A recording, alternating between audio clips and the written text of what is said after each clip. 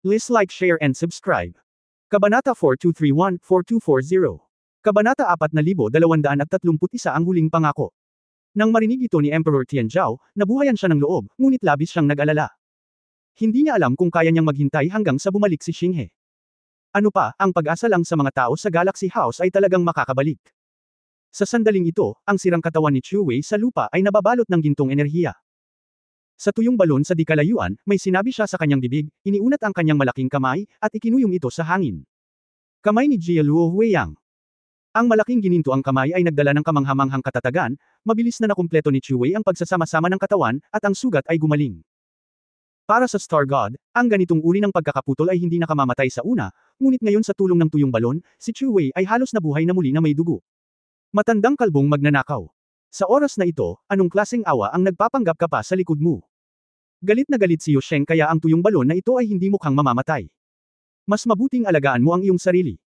Muling sinalakay ni Pang Zon si Yu Sheng yan, at ang Taishan Invincible Sword ay parang umiikot na alon ng galit, na paulit-ulit na winuwagayway ang isang umuusad na espada patungo kay Yu Sheng yan. Si Yu Sheng yan ay nasa isang dehado kapwa sa mga tuntunin ng trabaho at paglilinang, at maaari niyang pantayan ang kanyang sariling mga kakayahan, ngunit sa limitadong kapaligiran ito, siya ay napipilitin at hindi na talaga kayang gumanap. Naranasan ni Chu Wei ang unang madilim na pagkatalo, at hindi na madaling umatake, ngunit ipinatawag ang lahat ng mga rebelde, at pinaputukan ang isang malaking bilang ng mga magulong magic crystal na araw kay Emperor Tianzhao at concubine mula sa malayo. Whoosh, whoosh. Ang mga araw ay umulan, at bawat mahiwagang kristal ay sasabog sa lakas ng kaguluhan. Ang mga manipis na thread ng ulap ni concubine mo ay maaaring magdepensa laban sa libu-libong tropa, ngunit ito ay may limitadong epekto sa mga araw na ito. Sa desperasyon, walang pagpipilian si Zuo Kimo kundi ay ugoy ang kanyang espada at mag-swipe pakaliwa at pakanan upang harangan ang mga araw hanggat maaari. Ngunit sa ganitong paraan, si Zuo Kimo mismo ay kailangang lumapit sa paglaban sa mga araw na ito. Ang lahat ng ito ay mga pamatay na sandata na ginamit upang harapin ang mga master, at patuloy silang sumasabog ng may matinding intensidad, na nag-iiwan kaagad kay Zuo Kimo ng mga galos sa buong katawan. Concubine ay. Tumingin si Emperor Tianzhao sa babaeng duguan para sa kanya, nasasaktan, galit, ayaw. Lao Lian. Anong kalokohan ang ginagawa mo? Nangako kang mapag-isa. Nakalimutan mo na ba? Malakas na sigaw ni Emperor Tianzhao. Haha. Shanjun, dahil naglakas loob akong gawin ito, natural ko itong naisip. Talaga bang iniisip mo na ang pag-asa sa isang anino na hindi mabubuhay sa ilalim ng liwanag ay makapagliligtas ng iyong buhay? Malakas na sinabi ni Pang Zon, ang imperyo ng Diyos ikaw ang kahihiyan ng imperyo. Masiglang hinawakan ni Tian Hao ang token, Kuo Guogong, General Chu Wei, huwag kang mag-alala, kasama ang pangunahing bulwagan dito, ang mamamatay tao na ito ay hindi nanaisin na lumabas ng buhay. Sa oras na ito, talagang napahiya si Lao Lian. Saan man dumaan ang tagapag-alaga ng tadhana, ang lahat ng mga anino ay naliwanagan ng malinaw, at walang lugar para sa kanya upang magtago. Bagamat si Lao Lian ay may mahusay na paggalaw at napakabilis na bilis, ang tagapag-alaga ng tadhana ay malakas lamang at hindi mahina, at siya ay ganap na hinahabol. Parang sumasayaw sa PC, basta't minsan mahuli, baka tuluyang mawala si Lao Lian. Sa isang mundo kung saan mayroon lamang liwanag, ang mga shadow assassin ay isda lamang na dapat patayin. Ngumisi si Pang Zon at naglabas ng kutsilyo. 9 quartets. Sinamantala ni Pang Zon ang atensyon ni Yu Shengyan at naakit ni Lao Lian, na may layunin ng Lore Sword. Si Yu Shengyan ay hindi naiiwasan, at ang folding fan na si Ling Bao ay biglang bumukas, na naging isang malaking fan shield. Keng keng keng. Ilang kutsilyo ang naglaslas sa folding fan, at ilang butas ang lumitaw sa ibabaw ng fan. Nakatakas si Yu Shengyan sa sakuna sa isang kapanapanabik na paraan, ngunit alam din niya na ang kanyang tagahanga ay walang silbi, at magiging mahirap na tumakas sa susunod na pagkakataon. Nang makitang tapos na ang sitwasyon, namumula ang mukha ni Emperor Tianzhao. At sa sandaling ito, lumitaw ang isang eksena na nagpalungkot sa tagiliran ni Emperor Tianzhao. Bumagal ang takbo ni Lao Lian, at ang kapalaran ng tagapag-alaga ay bumagsak sa kamao, at ang katawan ni Lao Lian ay nabugbog hanggang sa isang pulpol. Haha! Hahaha! Tumawa ng malakas si Tian Hao, ano ang unang assassin ni Shen Qi, isang maliit na clone ng aking Destiny Ancestor ang madaling masira ito.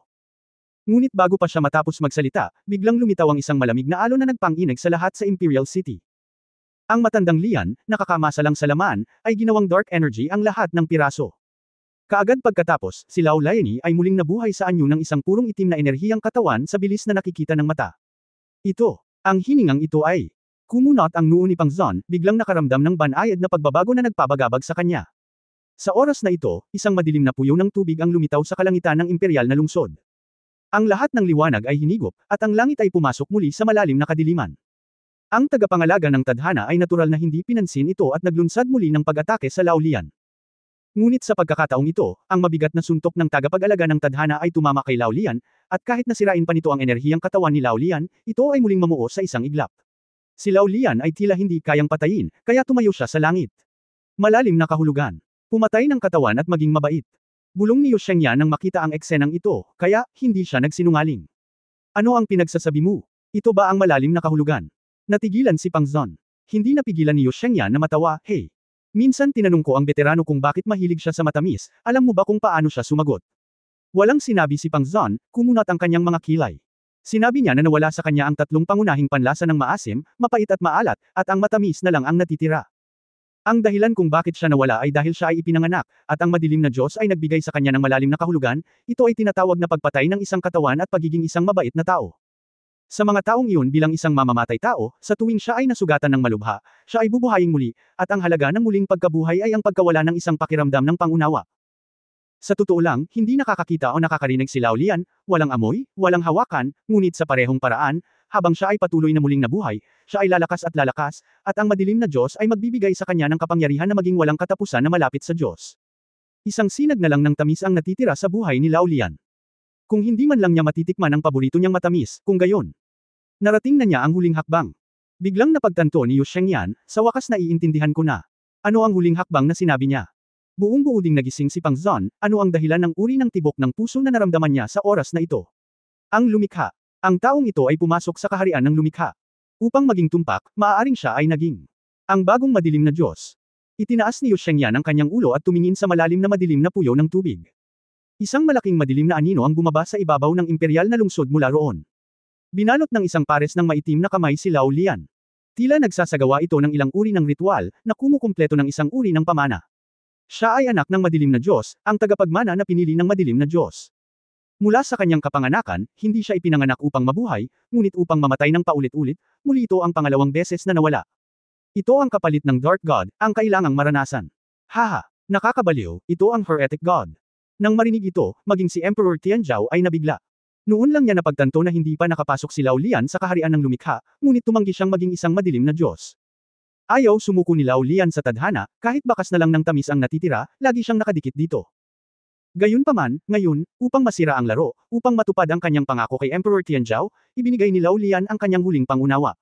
Siya ay ganap na naging kadiliman. Sa sandaling ito, biglang naging hindi mabilang na maitim na likido si Lao Lian, na nakakabit sa Guardian of Heaven. Ang tagapag-alaga ng tadhana ay tila nabigla ng hindi mabilang na mga itim na baging, at mahirap kumawala. Unti-unti, ang Guardian of Destiny ay naging madilim at mabilis na nanlambot. Ngunit kasabay nito, patuloy na tumaas ang pamimilit ni Lao Lian, at unti-unti niyang nakontrol ang buong tagapag-alaga ng tadhana, na ginawa itong isang maitim na mandirigma. Paano ito nangyari? Si Tian Hao ay sumigaw sa takot sa oras na ito, ang token sa kanyang kamay ay naging itim na hindi na mamalayan. Sa sobrang takot niya ay gusto niyang itapon ang token, ngunit ang token ay damaykit sa kanyang kamay, sinisipsip ito na parang barnacle. Ang mas nakakatakot ay nagsimulang salakayin ng mga dark powers ang katawan ni Tian Hao ng tuloy-tuloy. Puno ng sakit at kasuklam-suklam ang mukha ni Tian Hao, at sinubukan niyang lumaban, ngunit ngayon ay nagbago na siya bilang Lao Lian, ang Diyos ng kadiliman, pinatay siya na parang mga damo. Sa isang kisap mata, si Tian Hao ay naging isang baluktot na mummified na bangkay, at ang kanyang kaluluwa ay naubos din. Hindi lang iyon, iyong mga courtier sa bulwagan, iyong mga ipinagbabawal na tropa, hindi alintana kung sila ay mga kaaway o ako, lahat ay nalilibugan ng kapangyarihan ng kadiliman. Matandang Lian, itigil mo na. Akala ni Emperor Tianzhao ay babalik na siya, ngunit ayaw niya, tila nabaliw si Lao Lian, at sinimulan pa niyang patayin ang mga sumusuporta sa kanya. Kabanata 4232, Hamarang. Mapait na ngumiti si Yu Shengyan, walang silbi, hindi na siya Lao Lian, kundi isang bagong madilim na masamang espiritu. At ang madilim na Diyos ay walang lahat ng pangunawa at emosyon, kaya natural na nakalimutan niya ang iyong pakikipagkaibigan sa iyong kamahalan. Patayin ang katawan at maging mabait, ang ibig sabihin ng kabaitan, ng madilim na Diyos ay hindi pinapansin ang lahat ng nabubuhay na nilalang. Nang marinig ito ni Emperor Tianzhao, may bakas ng pagsisisi at hindi pagpayag sa kanyang mga mata, paano ito? Hindi niya ito binanggit kay Gu. Siyempre hindi niya kakausapin si Gu. Binanggit mo ito, dahil hindi niya alam kung ano ang magiging pakiramdam ng pagiging isang masamang Diyos. Tulad ng alam nating lahat, ang madilim na Diyos ay isa sa mga pinakamisteryosong masamang Diyos, at sa tuwing darating ito ay sinasamahan ng buhay at kamatayan. Ikaw na mahina monarka. Ang isang delikadong lalaki ay nananatili sa kanyang tabi, napakatanga. Si Pang Zon ay umungal ng malakas sa oras na ito, labis na galit. Patuyo ng mabuti. Anong kinakain mo? Si Tian Hao ay malinaw na nagtatago sa ilalim ng proteksyon ni Fudo Chanzan, ngunit siya ay pinatay sa himpapawid.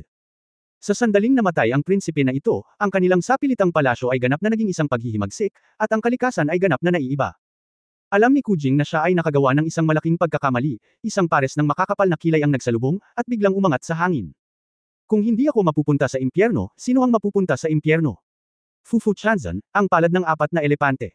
Ang gintong Dharma ay agad na hinati sa apat sa hangin, at pinalibutan ng Laolian mula sa apat na direksyon. Halos magkasabay, ang apat na lumalawak na ginintoang kamay, na may dalang dagat ng ginintoang enerhiya, ay bumaril patungo kay Lao. Ang maitim na katawan ni Laolian ay bumagsak sa mga hampas ng apat na malalaking kamay ng Buddha.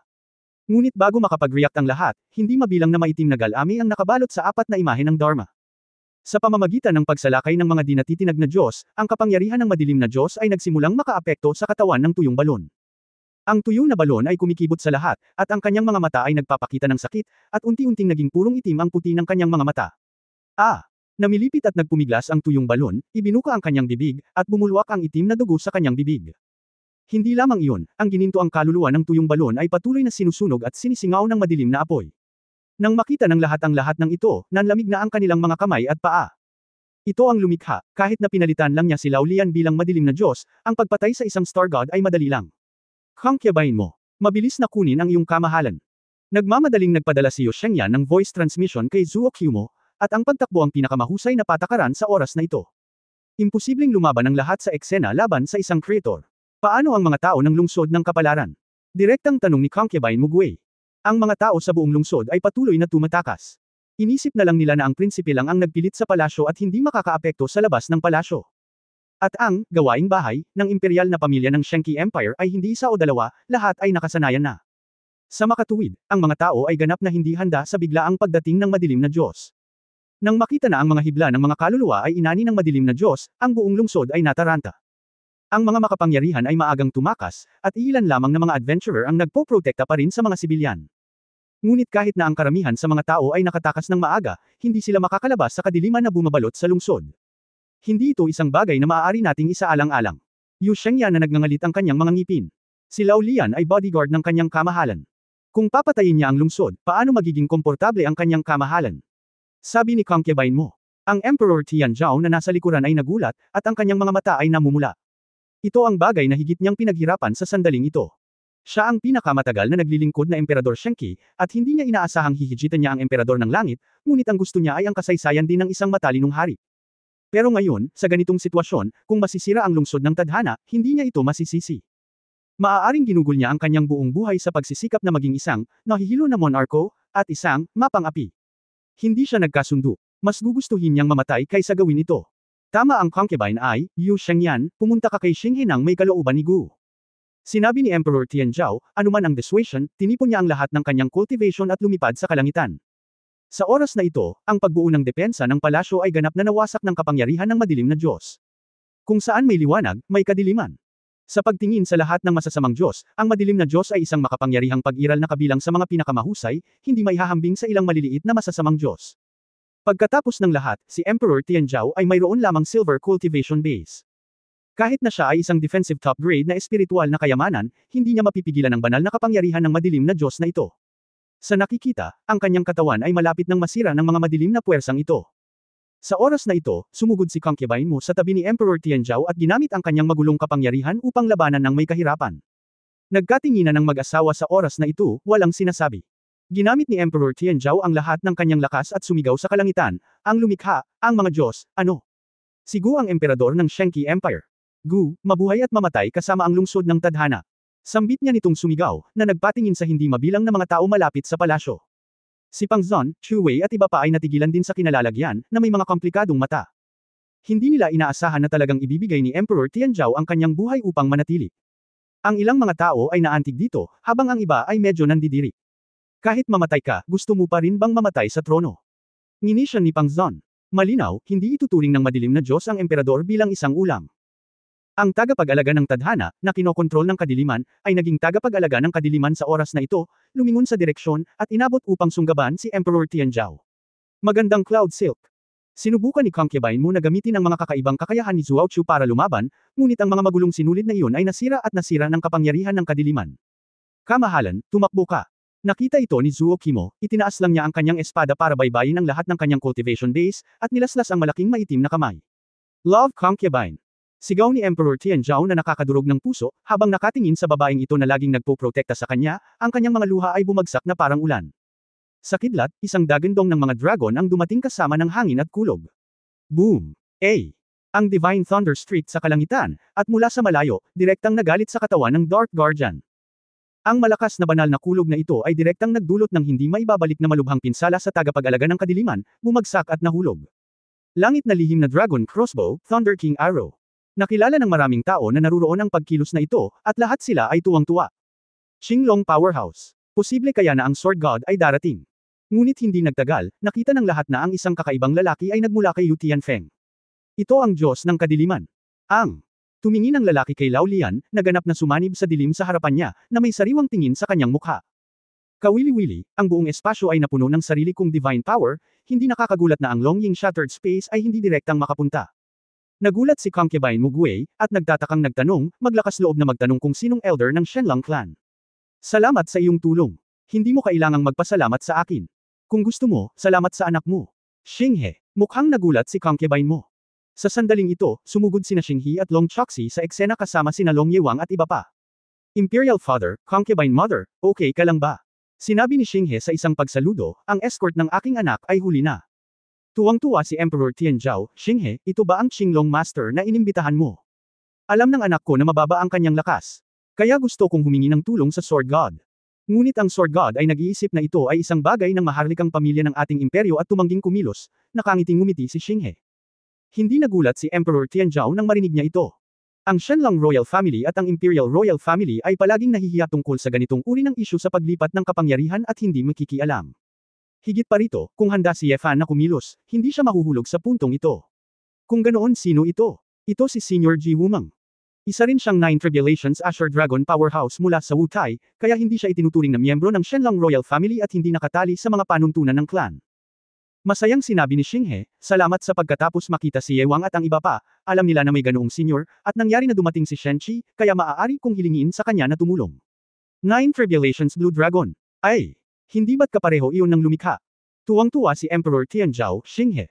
Napakaganda ng ginawa mo. Hindi nasisiyahang sinabi ni Ji Wumeng, kung gusto mong makipag-chat sa ibang lugar, manatili dito, makakasagabal ito. Kumalma si Senior Wumeng, isasama natin ang ama. Sabi ni Xinghe. Hindi na kailangan, ikaw ang bahala, ang hirap makaalis dito. Ikanaway ni Ji Wumeng ang kanyang kamay, bumukas ang gate ng mabituing kalangitan, at direktang pinapasok ng Swallowing Star, ang isang grupo ng mga tao. Inaatake lang siya ng madilim na Diyos sa oras na ito, at ang hindi mabilang na maitim na galami ay pinagsama tulad ng mga baging, nagiging mas makapal na maitim na letigo, at si Wumeng Chao ay nabugbog. Tama lang. Si Ji Wumeng ay nag-volley at hindi gumagalaw, at direktang sumuntok. Pagwasak. Sumabog ang palad ni Ji Wumeng, at ang kapangyarihan ng bloodline ng dragon na naipon sa parehong oras ay naging isang napakahusay na agos, tulad ng isang dragon na umuungal sa loob ng 9 na araw, at sumabog sa isang direksyon. Ang shockwave ng pagkawasak na tinamaan ng isang palad ay sumanggaw ang lahat ng mga galami ng Dark Gods, at maging ang Dark God sa likod nila ay nadurog. Kabanata 4233 Matanda na ako. Sa isang suntok lamang, binigyan nito ang lungsod ng tadhana na nahulog sa kadiliman, at direktang pumatay ng 100 ng kaluwalhatian. Nang ang lahat ay nagulat sa kapangyarihan ng Azure Dragon, may isang taong nakatanaw sa sitwasyon ng labanan sa kalangitan. Napakakapangyarihan ni Senior Wumeng, natalo niya ang Dark God sa isang galaw, bulalas ni Tuan Chuan. Sinabi ni Ye Fan bilang hindi pagsang-ayon, iyon lang. Makakamit namin ng iyong ama ang epektong ito ng may patas. Isang daliri. Bakit may hawak itong kamay? Ngumiti si Sally Ye. Tama, tatay, pinapanta mo si Wumeng Senior, hindi mo ba siya mapupuri? Walang imak na sabi ni Tuan Chuan. Umubo ng awkward si Ye Fan, ito ay tungkol sa bagay na ito, hindi banggitin ang madilim na Diyos, tanging ang enerhiya ng katawan ang nawala, at ang espiritu ay ganap na maayos. Habang nagsasalita siya, nakita niya na ang madilim na Diyos ay muling nagwalas ng mahabang itim na fog. Isama si Ji Wumeng sa isang madilim na puyo ng tubig. Hindi ba masakit? Isang masamang Diyos, napakakapangyarihan. Nagulat si Sally Ye. Ang ereheng Diyos ay isa ring Diyos at isang tunay na lumikha, paano ito magiging napakadaling pakitunguhan? Nakangiting sinabi ni Ye Fan, kung wala akong sword intent ng isang emperador, kakailanganin ng maraming pagsisikap upang patayin ang isang manlilikha sa pamamagitan ng pag-asa sa kapangyarihan ng dragon lamang. Ano ang dapat gawin ng walang pangalan na senior? Tanong ni Tuan Chuan. Ang madilim na Diyos na ito ay tila tinalikuran ng 7 damdamin at 6 na pagnanasa, lahat ng uri ng mga pangunawa, at isang uri ng masamang Diyos na umiiral lamang sa pamamagitan ng likas na hilig. Mas malakas ito kaysa sa mga masasamang Diyos na nakatagpo ko noon, ngunit kailangan itong talunin ang 9 calamities Asher Dragon. Malamang. Kailangan lang ni Ji Wumang na hayaan ang madilim na Diyos na likas na maramdaman ang banta, at natural na makaka-attract siya mula sa kaaway, sabi ni Ye Fan. Tumango si Sally Ye, kaya pala, nakakagulo talaga, kung gumawa ng sarili niyang hakbang ang hari, matagal na itong neresolba. Kung gagawa ako ng hakbang, mahuhulog ako sa kapalaran ng tadhana. Hindi ako natatakot na lumaban, ngunit kung makakaapekto ito sa aming pangkalahatang plano, ito ay isang malaking kawalan, sabi ni Ye Fan.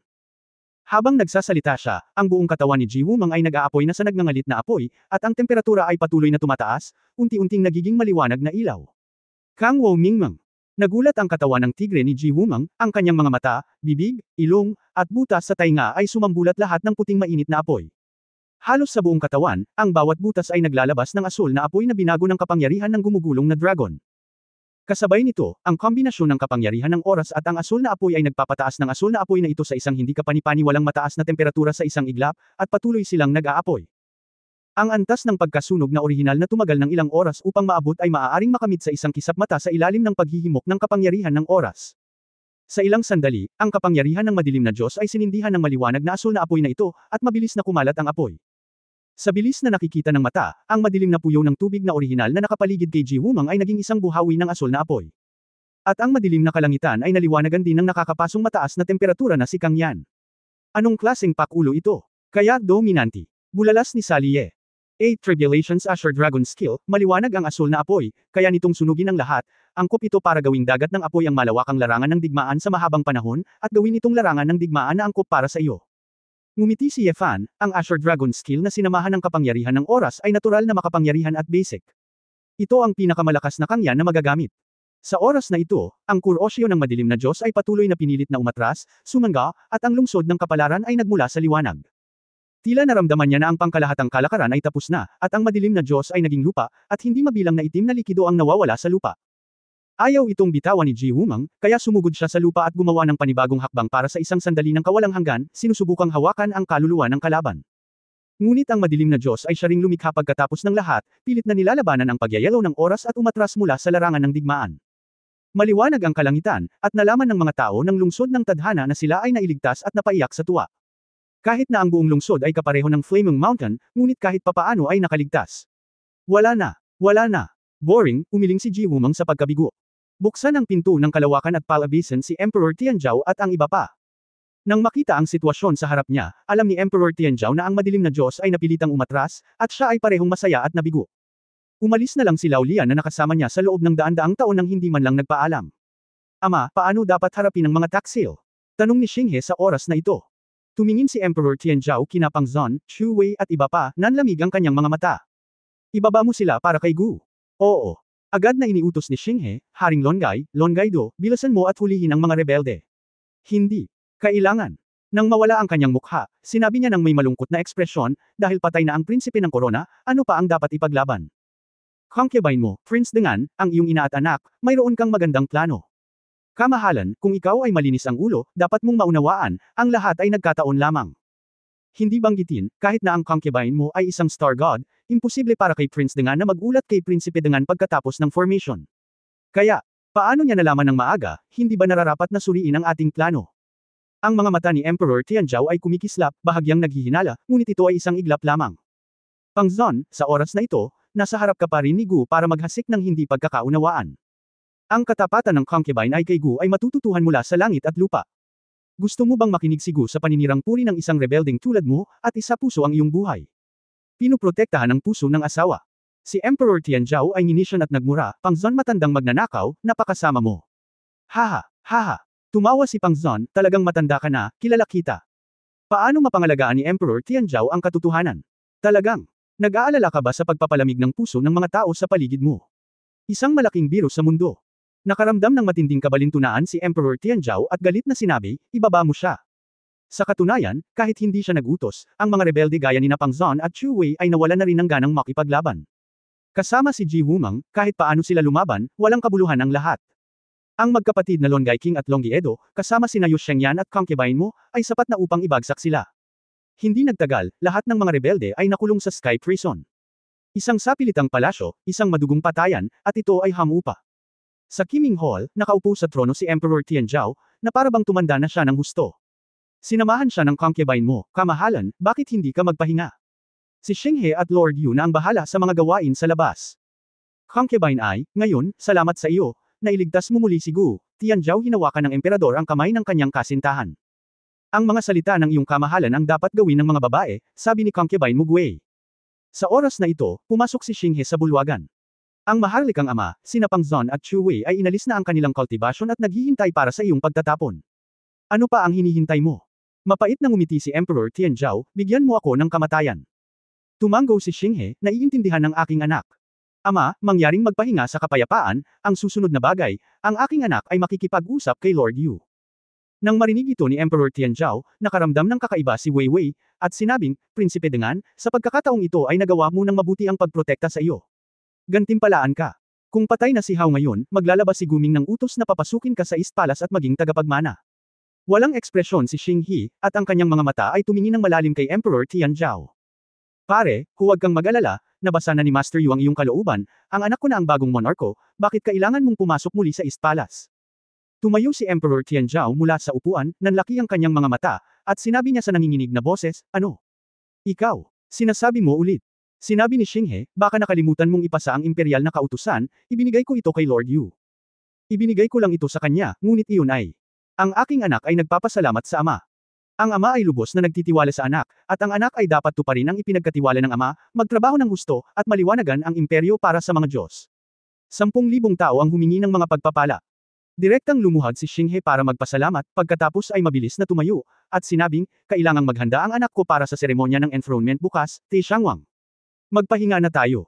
Pagkatapos magsalita, muling sinulyapan ni Xinghe si concubine mo at nag-click. Tumanggo siya, tumalikod at naglakad palayo. Tanging si Emperor Tianzhao lamang ang naiwan na tulala at naupo ng payat. Pagkaraan ng ilang sandali, napagtanto ni Emperor Tianzhao ang nangyari. Tinitigan niya ng mariin ang concubine mo, na nasa tabi niya, at nagpakawala ng kakaibang tawa. Haha, haha, concubine ay, ikaw talaga. Nagsilang ng isang mabuting anak para sa nag-iisa. Ibinaba ni concubine mo ang kanyang mga mata at mahinahong sinabi, Your Majesty, that imperial edict, personal mong inihanda ito para kay Lord Yu, ano ang ginagawa mo sa iyong concubine? Oo. Nag-iisa kang nasa mapanganib na sitwasyon, pinipilit ng Crown Prince ang palasyo, ang iyong ina at anak ay naging matagumpay sa pag-escort sa kanila, at mayroon kang utos na pumasa sa trono. Lahat ay makatwiran, ano pa ang masasabi ko? Sabi ni Tianzhao dito, puno ng kalungkutan ang mga mata, tumayo siya at pasuray-suray na naglakad pababa ng hagdan. Tama si Pang Zon. Malungkot ako. Matanda na ako. Tumingin si Zuo Qiumo sa likod ng malungkot na lalaki, at hindi kinaya ng kanyang mga mata, ngunit higit pa doon, gamaan ang loob niya. Kabanata 4234 na masyadong maraming iniisip. Sinira ng madilim na Diyos ang lungsod ng kapalaran, at ang madugong labanan para sa trono ay bumulagta sa buong sibilisasyon ng Shenqi, at maging sa ilang iba pang malalaking gininto ang sibilisasyon. Bagamat sa kasaysayan ng Shenqi Empire, hindi karaniwan para sa parehong silid na maglalaban sa isa't isa, ngunit ang gintong nilalaman ng labanan na ito ay talagang isang antas ng kisame. Ang labanan sa pagitan ng dalawang creator ang nagpasya sa huling direksyon. At ang isa na sa wakas ay nakaagaw sa trono ay ang ika-9 na Prinsipe Xinghe, na minsan ay nag-isip na siya ay nalalayo sa trono, na ikinagulat ng maraming tao.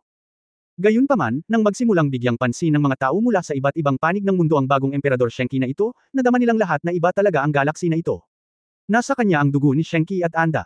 Kahit na ang kanyang asawa ay isang inapo lamang ng maharlikang pamilya ng Shenlang, siya ay mula rin sa seryosong pamilyang Shenlang. Sa mga tuntunin ng talento, pinasok siya sa akademya sa pamamagitan ng kanyang lakas. Sa mga tuntunin ng kagandahan, ang mga alagad ng pambansang guro na si Zhong Suyo ay lahat ay nagtatrabaho sa ilalim niya. Sa mga tuntunin ng mga kwalifikasyon, pinatahimik din niya ang bihirang natural na sakuna ng mga halimaw sa kasaysayan ng Shenqi Empire. Bago siya umakyat sa trono, tila hindi masyadong maganda ang card, at tila nasa kanya ang lahat, ngunit sa katunayan, walang maaasahan. Ngunit nang siya ay talagang umupo sa trono, napagtanto ng lahat. Ito pala ay talagang handa na siya sa lahat. Isang araw pagkatapos ng pagbitiw ni Emperor Tianzhao, opisyal na umakyat sa trono si Xinghe, pinalitan ang pangalan ng bansa ng Tianxing, at pinarangalan bilang Emperador Tianxing. Sa parehong araw, si Long Choxi ay ginawaran ng titulong Empress, naging isang maalamat na babae na pinakamabilis sa kasaysayan na nag-upgrade mula sa isang prinsesa tungo sa isang Empress.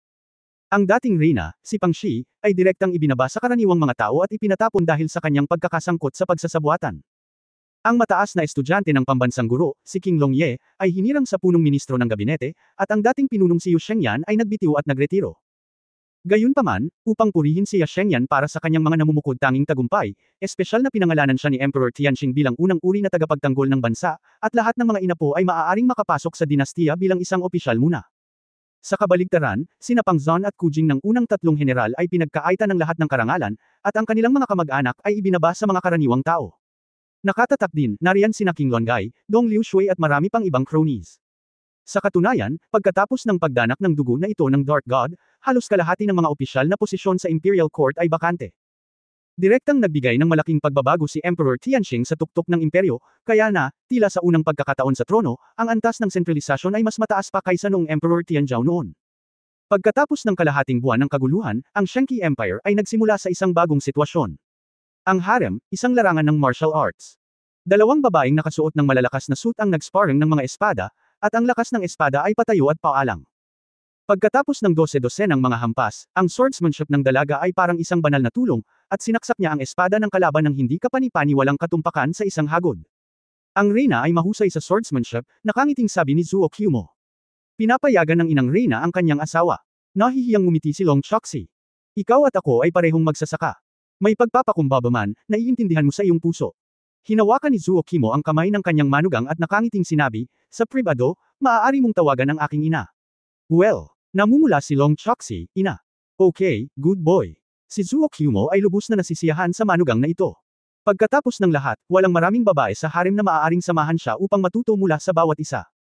Sa sandaling ito, pumasok si Xinghe at nakangiting sinabi, Ina, pinag-uusapan mo ba muli ang mga espada ng reyna?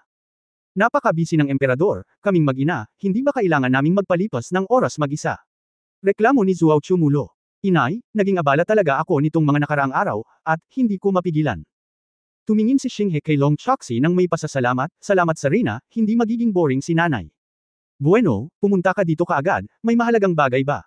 Tanong ni Long Choxi. Tumango si Xinghe at sinabing, sa totoo lang. May gusto akong itanong sa aking ina. Ang harem ay hindi kasali sa politika. Kung ito ay tungkol sa korte, huwag mo akong tanungin.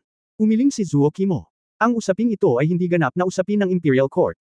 Sa tingin ni Guo, ito ay higit na katulad ng ating pamilya. Oh, naging interesado si Zuo Kyumo, pag-usapan natin ito.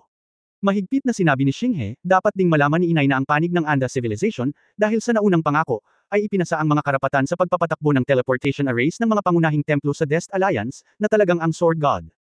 Gumawa ng isang kahilingan, at umaasa na ang Shangqi Empire ay unti-unting magbubukas ng daanan kasama ang Fifth Tai. Natahimik sandali si Zuo Qiu, at nagsabi, Emperor, natatakot ka ba? Natigilan si Xinghe, Inay, bakit mo nasabi iyan?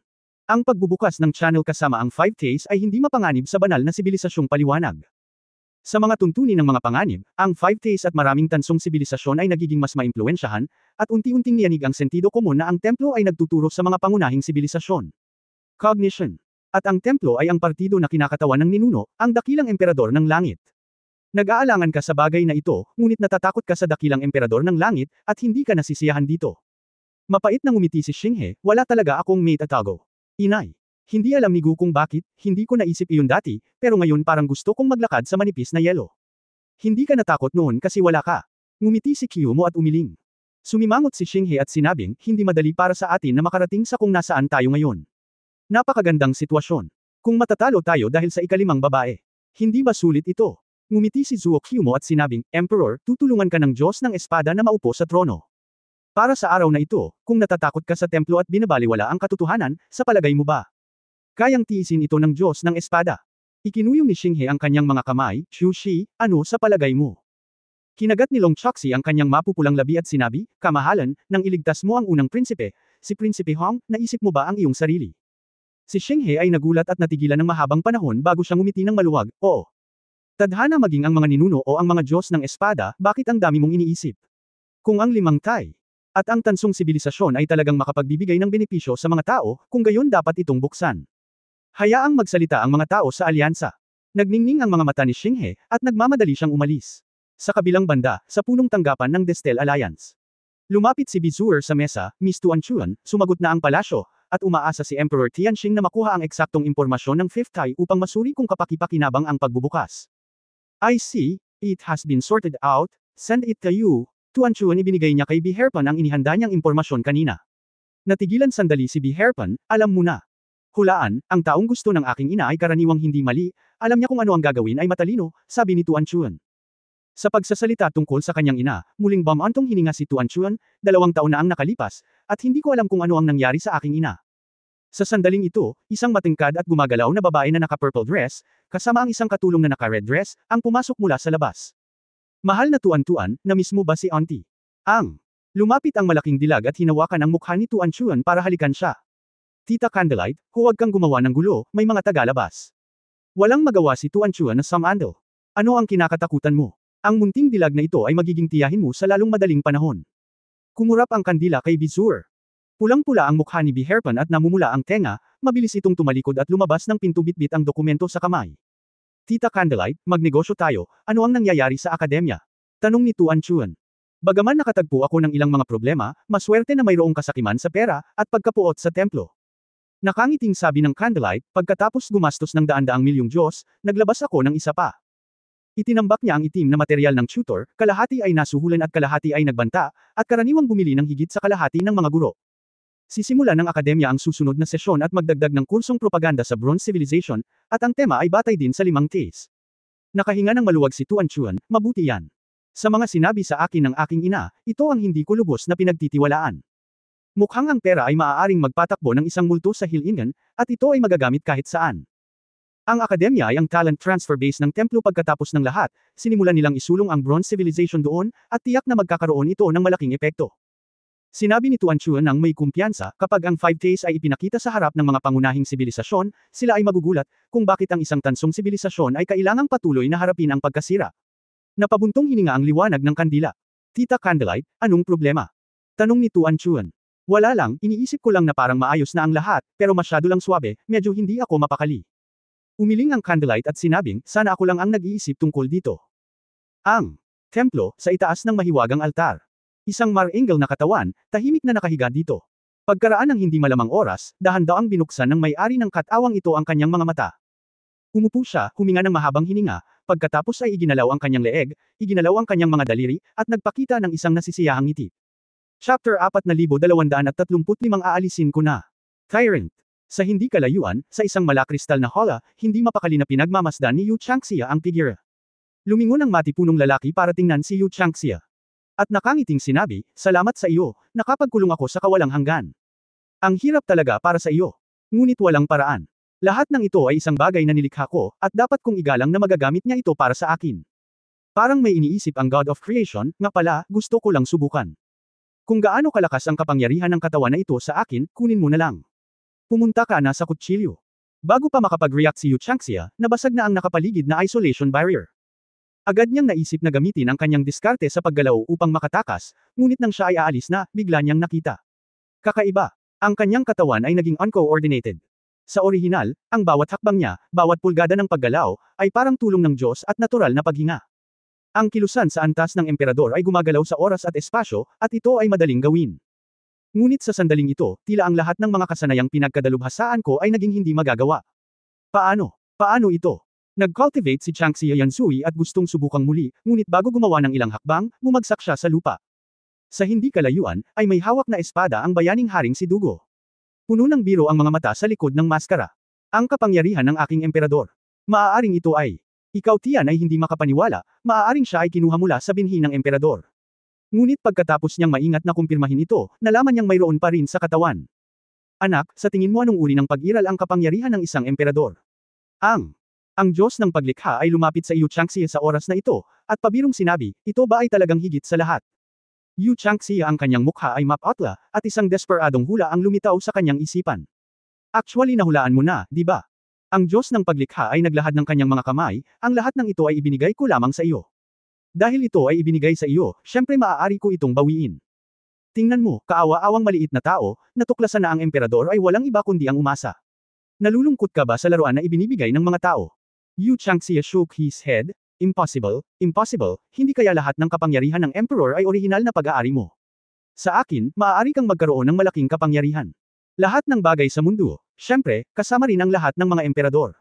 Ang Diyos ng paglikha ay nagsabi ng may damdamin, kaya, kung mas marami kang nalalaman, hindi ito isang magandang bagay.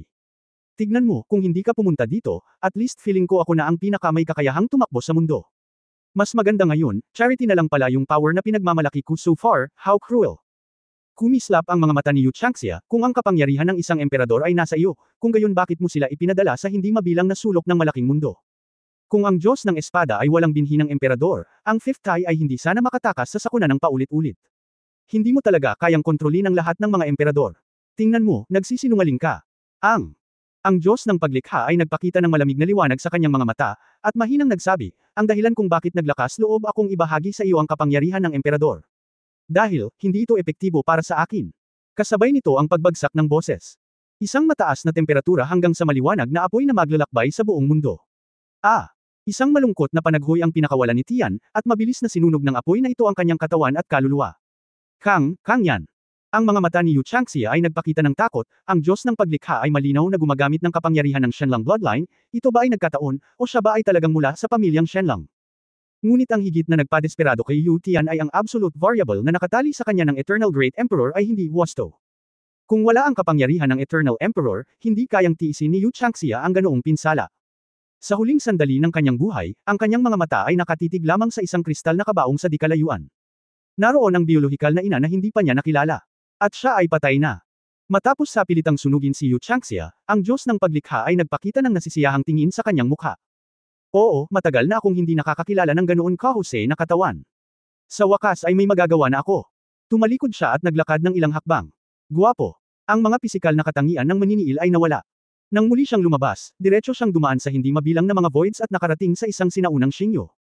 Sa kanyang harapan, ang tila walang katapusang karagatan ng enerhiya ay talagang isang higanteng Diyos na kinabibilangan ng daan-daang milyong mundo ng mga bituin ang Eternal Emperor. Salamat sa iyong anak, mas madaling mahanap ka. Bahagyang ngumiti ang Diyos ng paglikha. Bagamat siya ay parang alikabok sa harap ni Eternity, siya ay lubos na kalmado. Walang hanggang nakaupo sa trono ng mabituing kalangitan, na tinatanaw ang lalaking ito, ang kanyang ekspresyon ay hindi nagpapakita ng anumang emosyonal na pagbabago. Sa wakas alam ko na. Sino ka? Nagkatinginan ng malalim si Yongyong, at sinabi sa pamamagitan ng voice transmission. Oh, mahirap para sa akin na ipaliwanag ang tanong na ito sa aking sarili, ngunit maaari mong pag-usapan ito, nakangiting sabi ng Diyos ng paglikha. Dragon, isa kang dragon, tama ba? Yongyong. Mataimtim na sabi. Ang Diyos ng paglikha ay medyo nadismaya, kaya, sinabi mo lang ito. Naisip ko na sa katalinuhan ng iyong Eternal Emperor, dapat kong nahulaan na ang nilikhang Diyos ng dragon at ang templo ay iisang tao. Hindi halata. Ano? Kung hindi ako dragon, paanong hindi ako magpapakita, pero mayroon pa akong pangkalahatang sitwasyon. Ang templo, ang akademya, ang Dragon Royal Family, may mga anino sa akin kahit saan. Hindi mo naiintindihan hanggang ngayon. Nagsisisi talaga ako. Nagtanong si Yongheng, Dragon, ano ang gusto mo? Ano ang gusto ko? Long he smiled, gusto kita, patayin ang Sword God, kaya mo ba? Huli na para patayin siya, naging klima na siya, sabi ng Eternal Emperor. Ang pagpatay sa isang tao, wala kang kailangang gawin sa kanya. Kung kinokontrol mo ang mga tao sa paligid niya, maaari mong kitilin ang kanyang buhay. Ang marangal na Diyos ng paglikha, ang dragon, ay talagang isang kasuklam-suklam na kontrabida, natatawang sabi ni Yongyong. Mapanghamak na sinabi ni Long, munting lalaki, tila hindi mo pa rin maintindihan, kung ito ay kasuklam-suklam o matuwid, lahat ng nasa isip mo ngayon, tama at mali, mabuti at masama, tapat at masama, lahat ng iyong mga halaga ay ibinigay ko sa iyo. Huwag mong gamitin ang itinuturo ko sa iyo para tukuyin ako, ikaw ay isang grupo lamang ng mga manika at clay figure na ginawa ko ng random, at hindi ka kwalipikadong suriin ako bilang isang lumikha. Hindi sumang-ayon si Eternal, kung ganito ang kaso, bakit hindi ka dumiretso sa Taichu the Demon Dragon Emperor? Oh! Itong Demon Dragon Emperor ay mas malakas kaysa sa iyong inaasahan. Nagpakita ng lamig si Long Mo, mukhang hindi na kailangang ipagpatuloy ang pag-uusap. Sa susunod na segundo, ang Eternal Emperor ay nagpakawala ng isang mabagal na daing. Kaagad pagkatapos noon, nagsimulang magkawatak-watak ang hindi mapapantayang malaking katawan ni Eternal. Hindi mabilang na astral energies, galit na hinubad mula sa walang hanggang katawan. Ang kapangyarihan ng iyong emperador ay ganap na nagbabago, kaya aalisin ko ito. Nakangiting sinabi ni Long, gusto kong makita kung hanggang kailan ka mabubuhay sa malaking mundong puno ng mga kaaway magpakailanman ng walang kapangyarihan ng emperador. Kabanata 4236 na oras na para matapos. Ang Eternal Emperor ay halatang hindi inaasahan na ang mga pamamaraan ng kabilang partido ay napakalabis. Gayunpaman, siya ay dumaan sa hindi mabilang na mga taon, at ang kanyang lakas ng pag-iisip ay hindi maihahambing sa mga ordinaryong emperador. Kaakibat ng alitan ng dugo sa pagitan ng kanyang asawa at mga anak, abnormal ang walang hanggang galit. Dragon. Sa walang hanggang dagindong, ang buong katawan ng higanteng bituin ay nagsimulang regular na manipulahin. Kahit na ang enerhiyang naipon ng eternal na pagsusumikap ay mabilis na nauubos, ang enerhiya na kaya niyang kontrolin ay hindi pa rin makalkula. Bilang nangungunang tagalikha ng Free and Easy Realm, ang walang hanggang kapangyarihan sa pakikipaglaban ay hindi lamang isang ganap na variable na madaling masuri. Di nagtagal, ang walang hanggang katawan ay nahahati sa 7 katawan ng enerhiya na may iba't ibang kulay. Sa noo ng bawat katawan ng enerhiya ay kumikinang na mga sagisag, mga mata, orasan, ilaw, berdeng dahon, aklat, kaliskis, at puso. Kaugnay nito, ito ay ang walang hanggang 7 anak, kinabukasan, nakaraan, katotohanan, kabataan, karunungan, katarungan at katapangan. Bago ang kawalang hanggan, sa tulong ng ganap na mga variable, ang kanyang banal na kaluluwa ay patuloy na pinalakas, sapat na malakas upang hatiin ang kanyang iba't ibang mga kakayahan sa 7 anak na lalaki, at kahit na pinagkalooban ang kanyang kaluluwa ng buhay. Ngayon, kahit na ang ganap na variable ay pinagkaaitan, ang kanyang sariling paglilinang ay naruroon pa rin. Sa isang iglap, ang 7 katawan ng enerhiya, ang kakayahang palakasin ang kanilang espesyalisasyon, lahat ay sumabog. Sa pagmamanipula ng kapangyarihan ng oras sa hinaharap at sa nakaraan, ang oras ng sansinukob na ito ay direktang nagyelo. Ang katotohanan at karunungan ay responsable para sa espiritu at pagsusuri, at sinusuri ang mga kahinaan ng kalaban habang tinitiyak na ang sariling panig ay hindi masasaktan sa pag-iisip. Ang kabataan, bilang pinagmumulan ng buhay, ay responsable para sa pagpapanumbalik at pagpapalakas sa dulo. Sa gayong utak sa likuran at malakas na suporta, katarungan at katapangan ang magiging responsable sa pag-atake. Ang mga kaliskis ng katarungan ay maaaring magpahina sa kapangyarihan ng labanan sa pamamagitan ng paghatol sa kasamaan ng kalaban. At ang matapang na puso ay maaaring maging matapang sa labanan. Ang Eternal Seven Sons ay tila ang perpektong kombinasyon ng 7 malalim na kahulugan. Kasabay nito, isa rin itong walang hanggang all-out strike. Higit pa sa sariling lakas. Mahabang hinarap ang 7 misteryosong avatar sa harap niya, ngunit hindi niya ito sineryoso. Walang kamatayan. Habang gumagalaw ang isip ng dragon, isang napakagandang kaluluwa ng dragon ang biglang lumitaw sa kawalan na ito. Ang Eternal Seven Sons ay wala pang tunay na banta sa dragon. Ang kaluluwa ng dragon na ito ay naging isang hindi masisira na kadena na nakakandado sa lahat ng 7 anak. Sunod-sunod na ipinakita ng 7 anak ang kanilang gulat na mga ekspresyon. Ang banal na kapangyarihan ng dragon na ito ay hindi pa nakita. Eternity, kahit ikaw, hindi mo pa talaga nakita ang kulog ng dragon, di ba? Ngumiti si Long Mianran, tikman natin. Bago siya matapos magsalita, ang mga tanikala ng kaluluwa ng Magic Dragon ay naglabas ng bug zone ng irritable energy. Makukulay na kulog. Ito mismo ang banal na kulog ng dragon na dumarating lamang kapag ang kapangyarihan ng kulog ay nilinang sa kaharian ng banal na dragon. Ang 7 Eternals ay nagpumiglas sa sakit, ngunit sila ay ikinulong ng immortal, at walang paraan para makatakas sila. Ikaw, isa kang dragon. Nagulat si Eternal. Kung hindi dahil sa dragon, paano malilikha ang mundo? Tumawa si Long Lei at sinabing, kung pag-uusapan, paano ka, na pangatlo sa kasaysayan ng akademya, magkakaroon ng lakas ng loob na lumaban sa akin. Tanga. Lahat ng pag-ibig ay panandalian, at ako lang ang walang hanggan. Umiling si Long, sa kasamaang palad, sa orihinal. Maaari kang maging isang mabuting alipin tulad ni Dugujan at Di Shengtian. Habang nagsasalita, isang marilag na sigla ang pinakawalan mula sa kaluluwa ng dragon. Ang siglang ito ay baliw na pumasok sa katawan ng Eternal na 7 anak, na para bang lumikha ng isang bagong buhay. Ito ang tunay na kapangyarihan ng dragon, lahat ng bagay ay buhay.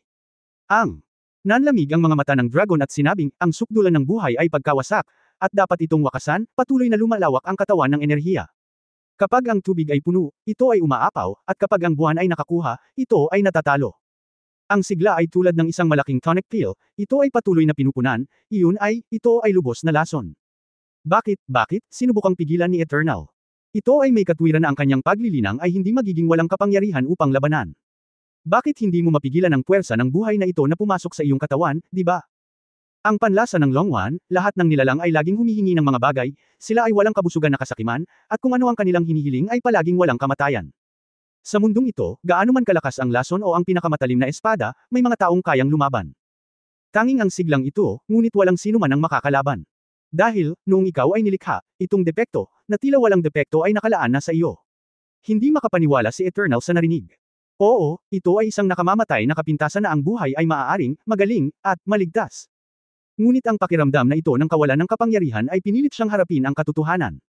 Lumalabas na sa harap ng dragon, napaka-vulnerable din ng lumikha. Ang 7 walang hanggang anak na lalaki ay nakulong sa kamatayan, at ang kanilang sigla ay nagpapanatili sa kanila hanggang sa limitasyon. Sa isang tunog ng pag-crack, 7 malalaking katawan ng enerhiya ang nawala sa malawak na universo. Ang hindi mabilang na mga fragment ng enerhiya ay parang lumilipad na snow. Umuulan ng nyebe. Longcheng, sa mansyon ng Patriarch. Tumingin si Ye Fan sa mga snowflake na nahuhulog sa labas ng study at bumantong hininga ng may damdamin. Tinatalakay niya ang ilang kamakailang mga bagay sa kanyang pamilya, at nang makita niya ang nyebe, hindi niya maiwasang makaramdam ng emosyonal. Before I knew it, halos 3 taon na ang nakalipas mula nang magsara si Madam sa Temple of Destiny. Alam ni A.Q. na malamang na nawawala na naman ang kanyang young master si Su Qingzhou. Sinabi ni Sally, huling pagkakataon, si Chu Shi ay kumakatawan sa maharlikang pamilya at pumunta sa Canyon of Fate upang dumalo sa seremonya ng inaugurasyon ng bagong Grand Priest, at nakita niya ang pagulan. Mukhang itinuro ng Diyos ng kapalaran ang lahat, ngunit Qingzhou ako ay nag-iisa pa rin doon. Asawa, kung mismo na ito, bakit hindi ka pumunta doon, hindi ka masisisi ni Qingzhou, nagsalin si Nayan Rujiao ng isang tasa ng tsaa at dinala ito. Kinuha ni Ye Fan ang tasa ng tsaa at nakangiting sinabi, ano ang maaari mong gawin kapag pumunta ka? Kung maantala mo ang mga bagay, Qingzhou. Dapat na mas nakakaalam kaysa sa iba. Ang oras ay walang hinihintay. Pwede siyang lumabas ng mas maaga. Impormasyon, tumanggo si Ye Fan na may kasiyahan. Mula sa pananaw ng katalinuhan, ang libu-libong teleportation formations na humahantong sa Watay sa Dest Alliance ay malapit ng makumplito. Sa pamamagitan ng proyektong pananaliksik ni Wu Yanshou, sina Chu Yunyao at Gao Dun ay nagsanib puwersa, at ang pagunlad ng pananaliksik at pagunlad ay naging mas mabilis. Oo, mukhang noong tinanggap ni Yunyao ang nakababatang kapatid ni Gao Dun, talagang kapaki-pakinabang ito. Si MS Wu ay may talento, ngunit pagkatapos ng lahat, wala siyang aktwal na karanasan sa pakikipaglaban. Si Gao Dun ay sumali sa koponan. Kung pupunta ka dito, maaari kang lumaban. Ito ay talagang kapanapanabik.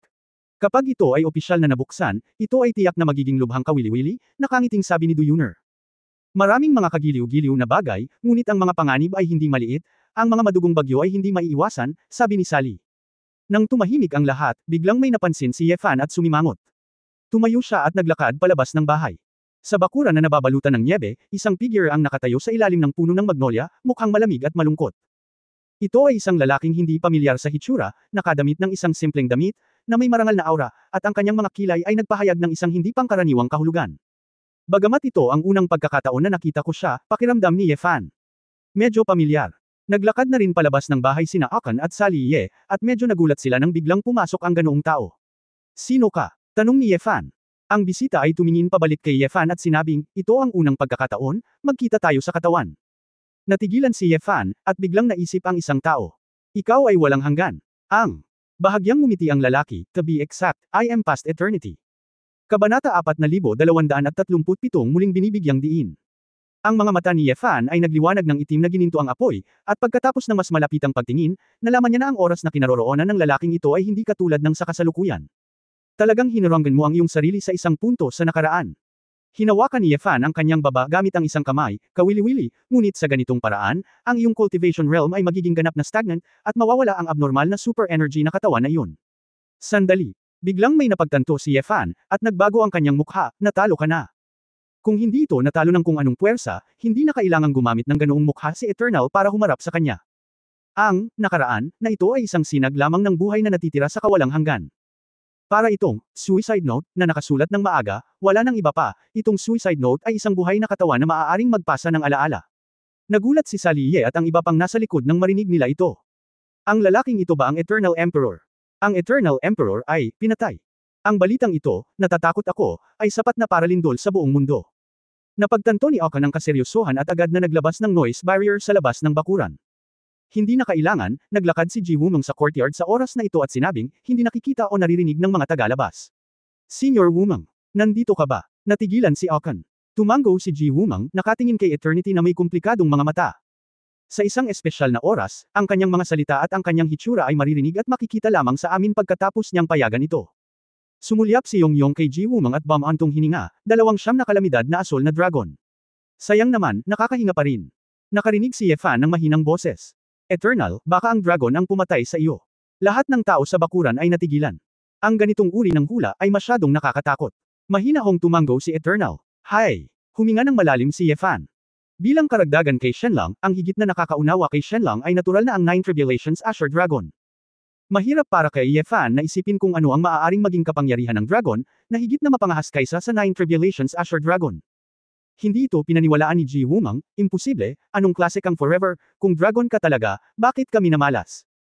Sa harap ng dragon, lahat ng nabubuhay na nilalang ay damo at puno lamang sa isang gabi, bakit kailangan mong haharapin ka ng espesyal? Ang pagpatay sa sinuman ay isang insulto lamang sa dragon mismo. Napangiti si Yongyong, ang iyong ideya ay katugma sa akin. Anong ibig mong sabihin, may nakilala ka bang peking dragon? Naguguluhan din si Ye Fan. Kung talagang dragon ito, dapat walang konsepto ng mabuti at masama, at hindi nito papansinin ang sinumang individual sa malaking mundo. Bakit target ang Eternal Emperor? Hindi ito masasabing peke, kaya lang. Ang dragon na ito ay hindi iyon dragon, sabi ni Yongyong. Malungkot na hinawakan ni Ye Fan ang kanyang noo, kailangan mong bumitaw, kailan ang oras, at naglalaro ka pa rin ng bobtong. Yongyong.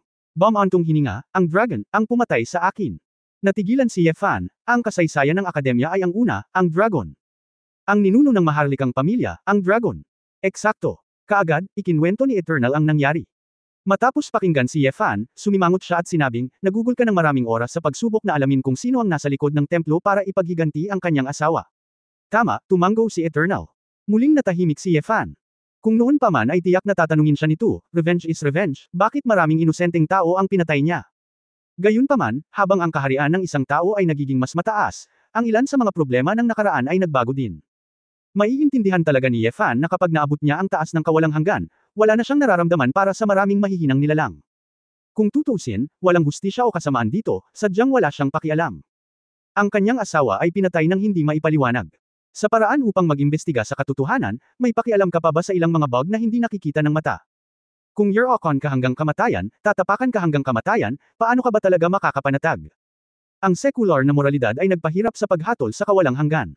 Talagang gustong punahin, maraming tao ang nakakakita ng kamatayan at hindi ililigtas ang 5 nilalang natay, lahat ba ay mga Verdugo? Naiintindihan ko kung bakit kayong dalawa ay maaaring magtulungan. Tumingin si Ji Wumeng kay Ye Fan ng makahulugan. Ang lahat ng ito ay para sa isang babae, ang Panginoon na walang magawa. Nagpout si Ye Fan at nagtanong, ang dragon ay isang banal na dragon, ngunit ito ay hindi isang tunay na banal na dragon. Mayroon bang peking banal na dragon? Sinabi ni Yongheng, napakasimple, kung siya ay talagang isang banal na dragon, bakit mo dapat pakialam ang muling pagkakatawang tao ng 5 tay? Kung tama ang hula ko, ang dahilan kung bakit siya nasa likod ng mga eksena ng templo, ngunit nagmamalasakit sa isang maliit na ikalimang asawa, ay dahil ang ikalimang asawa ay ang tanging mundo na hindi niya makontrol. Kailangan mong maunawaan na ang malaking mundo ay hindi pa nasisimulang muli. Habang ang 5th Tay ay patuloy na dumadaan sa reincarnation. Ito rin ay nangangahulugan na ang 5th Tay's Creation God Dragon ay palaging nandyan. Bilang Diyos ng paglalang ng dakilang mundo, ang dragon, gayunpaman, ay kailangang patuloy na magsakripisyo upang mapalawig ang kanyang buhay. Sumimangot si Ji Wumeng at sinabing, maaari ka pa niyang talunin, bakit kailangan niyang iuwi? Maaari pa ba siyang mawalan ng oras? Paghihigpit. Biglang naisip ni Ye Fan ang isang posibilidad, ang dragon mismo, may ilang uri ng paghihigpit, kaya iniisip mo na siya ay isang peking dragon. Tumanggo si Eternal, oo, marahil, makakaligtas lamang ang mga dragon sa pamamagitan ng pagkuha ng kanilang mga tahanan. O siguro, ang kapangyarihan ng mga dragon ay maipapakita lamang ng sariwang laman. Kung hindi dahil dito, hindi ko talaga maipaliwanag kung bakit niya itinatag ang akademya at patuloy na kinuha ang katawan ng pinuno ng akademya sa kanyang likuran. Malamig na ngumuso si Ji Wumeng, sa pamamagitan lamang ng kanyang ginawa, hindi siya maaaring maging tunay na dragon, ang paglikha ng mundo. Diyos, paano ba bababa ang presyo? Hindi ako sang-ayon sa puntong ito. Umiling si Yongyong at sinabing, tama ang sinabi ng dragon, mas malakas ang pag-iral, kailangang isaalang-alang ang kaharian ng Xinxing. Walang nagtatakda. Ang Diyos ng paglikha ay dapat na matuwid at matuwid, malawak ang pag-iisip, makasarili, at manggahas na maging isang purong masamang tao, hindi ba ito isang uri ng kapangyarihan? Hindi nakaimik si Ji Wumeng, pinatay ka niya, at nagsasalita ka pa rin ng magagandang salita para sa kanya. Ito ay hindi isang magandang salita para sa kanya, ito ay isang katotohanan, sabi ni Eternal.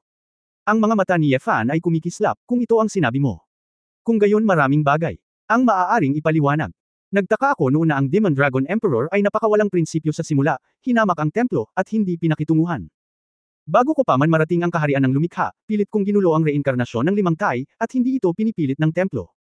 Sa huling pagsusuri, ang pinakamataas na limitasyon ng 5 tay ay hindi mas mahina kaysa sa templo, at ang kapangyarihan ni Lao Lin ay maaaring hinayaan na ito ng dragon.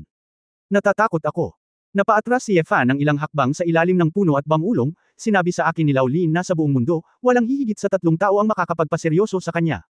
Siguro may isang matandang foodie, ikaw at si Destiny, hindi ko alam kung mahalaga ito, ngunit tiyak na binibilang si Long bilang isa. Ngunit sinabi lang ni Lao Lin na gagawin niya ang kanyang makakaya, ngunit hindi niya sinabi na hindi niya siya matatalo. Kung ganoon, ang pagtatansya ni Lao Lin sa kanyang sarili ay maaaring medyo konserbatibo. Sinabi ni Ye Fan na may kasamang ngiti, mukhang naunawaan mo na ang gusto kong sabihin. Itinaas ni Yefan ang kanyang ulo at sinabi, gusto mong sabihin sa akin na ang iyong pagkatalo ay hindi dahil sa hindi ka sapat, ngunit dahil hindi ka miyembro ng Five Tays.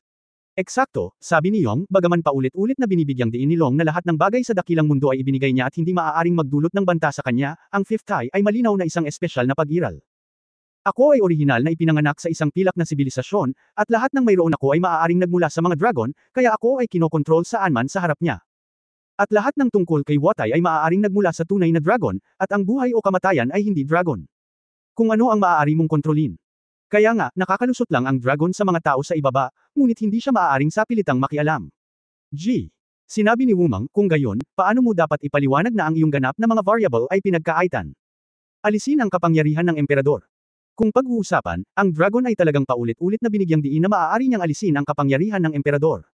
Ngunit ang aking kapangyarihan ng emperador ay hindi magagamit, at ang mga uri ng emperador ay hindi naalis. Yung Yong.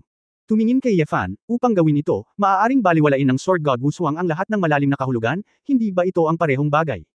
Kabanata 4238 hindi ito nangyari. Kabanata 4238 hindi ito nangyari. Ang lahat ay hindi maiwasang tumingin kay Yefan. Medyo kakaiba ang naramdaman ni Yefan, na parabang pinag-uusapan niya ang tungkol sa kanyang Wushuang, at medyo naghinala siya. Kahit na hindi ko ito nakita ng sarili kong mga mata, ngunit malaki ang posibilidad na siya mismo ay may ilang uri ng kapangyarihan ng emperador, at ang ganitong uri ng kapangyarihan ng emperador ay maaaring makahadlang sa kapangyarihan ng ibang mga emperador. Ngunit, kahit walang kapangyarihan ng emperador, gagawin ni Lao Lin ang isang taong hindi umaasa sa binhi ng emperador ay ganap na tapat sa dragon. Sinabi ni Yefan, kabilang ang hindi kilalang senior at ako, hindi siya dapat maging ganoon kadaling pakitunguhan. Ito mismo ang pinunta ko dito. Ang dahilan, sabi ni Yong, sa ngayon, para harapin ang dragon, maaasahan ka lang namin mula sa Fifth Tai. Napabuntong hininga si Ji Wumang, ang kapanganakan at pagkamatay ng Fifth Tai ay dahil dito, natatakot siya na banta natin siya. Rule. Maririnig mo ang kahulugan ng Demon Dragon Emperor. Ang ikalimang ikot ng kamatayan na ginawa sa sarili ni Tai ay dadalhin ng ibang puwersa. Kapag ang Fifth Tai ay nahulog sa isang estado ng mortal na kamatayan, hindi na mapipigilan ni Lao Lin ang mundo sa pagsira sa mundo. Makakasunod lang sa uso. Kung ang dragon na ito ay hindi lubos na kumpiyansa na haharapin ng Demon Dragon Emperor, nangangahulugan ito na hindi siya ang kapangyarihan sa likod. Mas naisip ito ni Yefan, mas naging kakaiba na ang Diyos ng paglikha ay isang dragon, at ang dragon ay natatakot kay Lao Lin. Sa halip, ginawa nitong nakalilito ang buong bagay. Sa sandaling ito, nagsimulang magbago ang walang hanggang figure. Ano bang problema mo? Nalaman ni Yefan na ang Eternity ay patuloy na lumalabo, kahit na transparent. Tiningnan ni Eternal ang kanyang katawan at maluwag na ngumiti, wala akong dapat ipag-alala kapag iniwan ko ang mga bagay na ito sa iyo. Oras na talaga para umalis. Hindi mo ba ikinulong ang iyong sarili sa nakaraan? Dahil sa malaking mundo lahat sila ay nilikha niya, sa nakaraan, natural. Matalim na tingin ni Yong kay Yefan, Sword God, huwag kang maniwala sa sinuman, maniwala ka sa iyong sarili. Umaambon ang boses, ang katawan ni Eternal ay malabo at naglalaho. Nakatayo si Yefan sa ilalim ng puno, nalilito sa pag-iisip. Ano ang ibig sabihin ng mga huling salita ng walang hanggan? Hindi kayang sabihin sa kanya na kahit si Lao Lin ay hindi mapagkakatiwalaan. Sword God, ano ang susunod mong gagawin? Dahil nakahanap na ng bagong katawan ng dragon, natatakot akong malapit na itong dumating. Sinulyapan ni Ji Wumang si Saliye at ang iba pang nasa likod niya, yung lalaking iyon, pero wala talagang bottom line. Senior, mangyaring pumunta at bigyan ng mensahe si Lao Lin. Anong mensahe? Mukhang kailangan nating gumawa ng isang bagay ng maaga. Matigas ang mukha ni Yefan. Ayoko nang maghintay. Dahan-dahan. Ang Stone Fairy na natatakpan ng lumot ay may walang hanggang figure. Ang kaharian ng pagtawid sa ilog. Bahagyang nagulat si Yong. Akala niya mamamatay na siya, ngunit nang lumingon siya, dumating siya sa pampang ng ilog. Hindi ko inaasahan na nag-iipon ako ng walang katapusang cultivation base, at nabigo akong maabot ang realm. Nawala ko ang cultivation base ko at wala. Absolute variable. Bumalik na ang kapangyarihan ng emperador ko. Bahagyang tumawa si Yong, tulad ng inaasahan, pinakialaman lang ng dragon ang kapangyarihan ng aking emperador, sa halip na burahin at alisin ito. Hanggat ang kanyang kaharian at emperador ang kapangyarihan ay naroon pa rin, at ang cultivation base ay sandali lamang. Sa sandaling ito, dahan-daang dumaong sa pampang ang isang bangkang nakasuot ng sombrerong kawayan at isang alakdan, na sumasagwan sa kanyang mga sagwan. Sinulyapan ni Eternal ang bangkang puno ng mga bakas ng pagbabago, at ang bangkang hindi makita ang totoong mukha. Ikaw ba ang manliligaw? Hindi tumugon ang boatman, bagkus ay nakatayo lamang ang mga sagwan, naghihintay ng kawalang hanggan na makasakay sa bangka. Nakarating lang ako dito nang hindi sinasadya, at wala akong planong tumawid sa ilog. Hayaan mo akong harapin ang ilang bagay at pumunta ulit dito. Pagtalikod pa lang ni Yong para umalis, huminto ulit siya bago gumawa ng ilang hakbang. Sumimangot siya saglit, saka dahan-daang naginat ulit ang mga kilay ni Eternal. Oh, yun lang, ayos lang kung hindi ka na bumalik. Hindi ko kailangan ng aking pakikilahok sa susunod na bagay. Ang hindi lang niya kayang bitawan ay ang awayan ng kanyang asawa at mga anak. Ngunit kahit na humarap siya muli sa dragon, hindi siya kalaban. Kung makatawid ka sa ilog, marahil ay mahahanap mo ang katotohanan sa likod ng mundo, at maaari mong tunay na mapupuksa ang mga hadlang ng dragon. Tumalikod si Eternity at bumalik sa pampang. Hindi kumikibo ang nag-abang doon na parang inaasahan niyang babalik siya. Tama ang iyong kamahalan, wala akong alalahanin, kaya pumunta ako dito para isakay ako. Hindi pa rin sumasagot ang manlalakbay. Ang kawalang hanggan ay hindi pinipilit, ang nakaraan ay walang laman, at ang kanyang kalooban ay walang uliran na nakaka-relax. Ang isang maliit na tiptoe, at ang Eternity ay bumagsak sa lansya. Ginalaw ng mga sagwan ang mga alon, iniwan ng bangka ang kaha, at dahan-daang pumasok sa gitna ng ilog. Hindi nagtagal, hindi na nakita ang baybayin sa likod niya. May bakas ng pagkabalisa sa walang hanggang hindi maipaliwanag na puso, ngunit hindi niya maintindihan kung bakit ito ang kaso. Ngunit sa sandaling ito, nalaman ni Yongyong na tila may umaagos sa ilalim ng kanyang mga paa. Ibinaba niya ang kanyang ulo at natigilan nang makitang ang tubig ng ilog sa labas ay patuloy na tumatagos sa katawan ng barko. Boatman, bakit napunta sa tubig ang bangkang ito? Tumangala lang si Yongyong para magtanong pero nakitang nawala ang ferryman. Paano naging posible? Nanginginig si Eternal sa sobrang lapit niya, hindi niya napansin na aalis na pala ang ferryman. Wala siyang masyadong pakialam at gusto niyang umalis sa barko at bumalik sa pampang. Ngunit sa sandaling siya ay bumangon, nalaman niya na kahit anong paraan ang ginamit niya, teleportasyon, pagtalon, pag-alis. Hindi siya makaalis sa barko. Unti-unti, ang tubig ay nakapasok sa halos lahat ng oras. Kinailangan ni Eternal na maglupusay at maingat na hanapin kung saan tumagas ang tubig. Ngunit kahit paano mo ito hanapin, walang tumagas kahit saan sa bangka, ito ay simpleng tubig ay maaaring tumagos sa katawan ng barko. Kaagad pagkatapos, lumitaw ang isang eksena ng walang hanggang pagbagsak. Ang aking mga binti ay nadikit sa tubig sa loob ng mahabang panahon, at may mga sintomas ng pagkalusaw.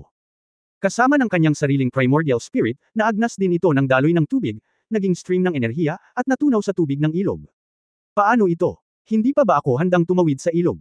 Imposible. Imposible.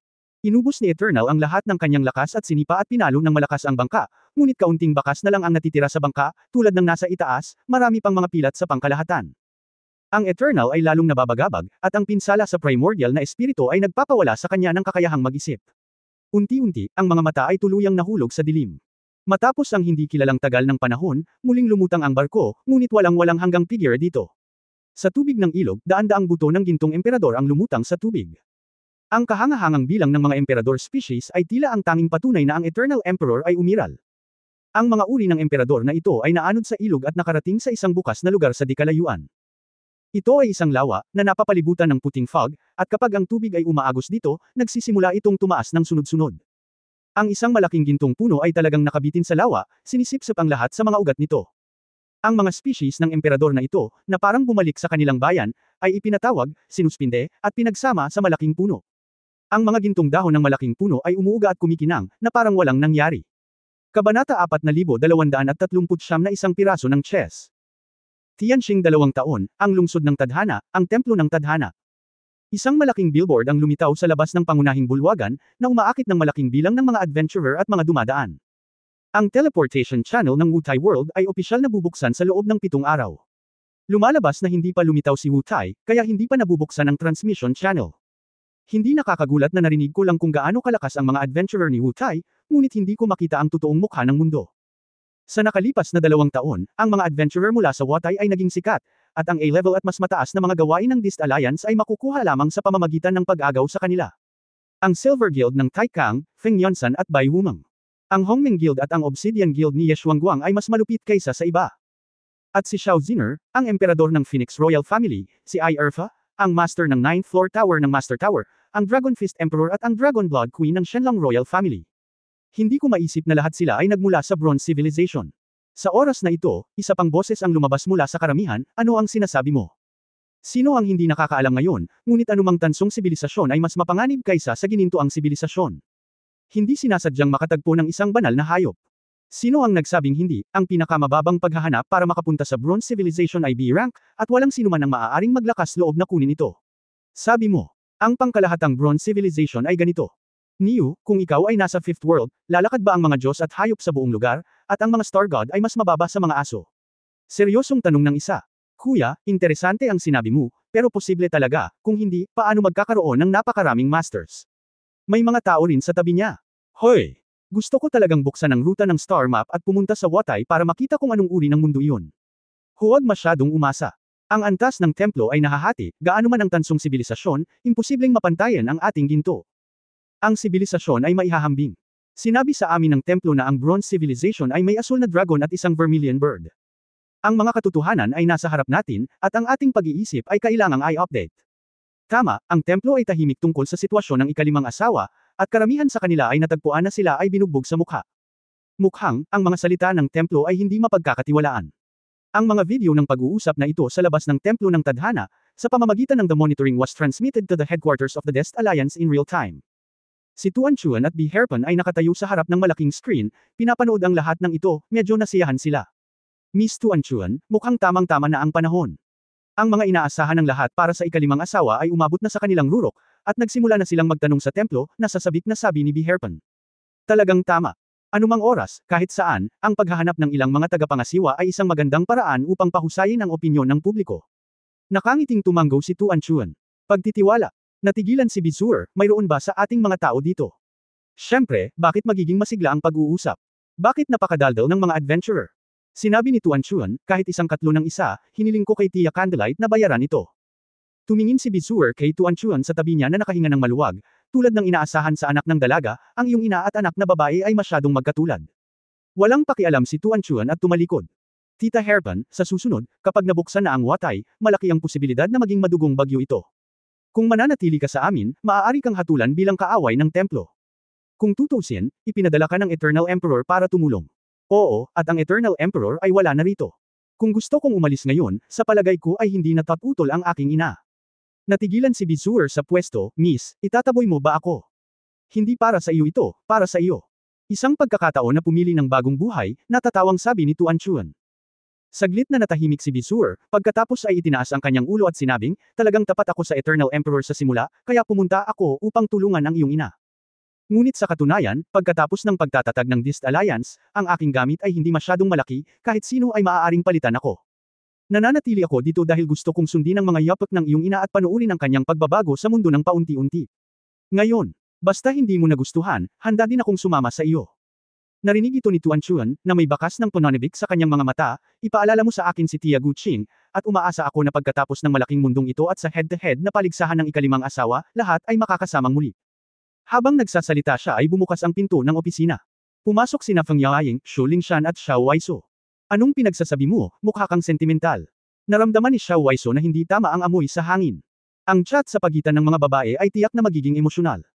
Ngumiti ng mapagbigay si Tuan Chuan, mukhang handa na rin ang teleportation formation ni Fitz, Ozlon at Anda. Nagkibit-balikat si Xu Lingshan, walang problema ang kay Anda, ang grupo ng mga militante, pagkatapos ng kaunting pagpapasigla, isa-isa silang pumila para mag-teleport. Sa panig ni Ozlon, gumamit ako ng ilang mga likhang sining, damit, at pagkain na dinala ni Watay, karaniwang nakakaakit din ng pansin. Ang isang malaking bilang ng mga aplikante, sabi ni Feng Yaoying.